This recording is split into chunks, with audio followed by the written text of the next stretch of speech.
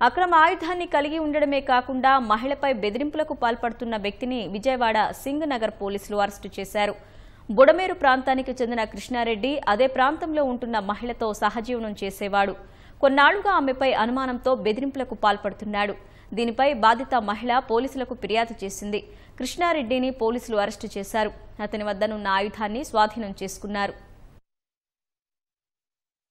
ఈ నెల 13వ తేదీన బుడమేరు కట్టకు చెందిన ఒక వివాహిత స్త్రీ పోలీస్ స్టేషన్లో ఒక కంప్లైంట్ ఇచ్చింది. ఆమెతో ఒక వ్యక్తి వెంకటకృష్ణారెడ్డి అనే వ్యక్తి అక్రమ సంబంధం పెట్టుకుని 10 సంవత్సరాల నుంచి కలిసి ఉంటున్నారు. ఈ మధ్యకాలంలో ఈమెని వేరే వాళ్ళతో సంబంధాలు ఉన్నాయని చెప్పి ఈమెని బెదిరిస్తా హింసలకు గురి చేస్తున్నాడు.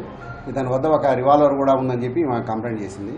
ఇతను కలకత్తాలో పనిచేసే సమయంలో అక్కడ కొన్నాడని చెప్పి చెప్తున్నాడు. అది ఎక్కడ కొన్నాడు ఏంటనేది కూడా మేము ఇంకా దర్యాప్తు చేస్తున్నాము. తర్వాత ఈ కేసులో నిన్న అరెస్ట్ చేశాము.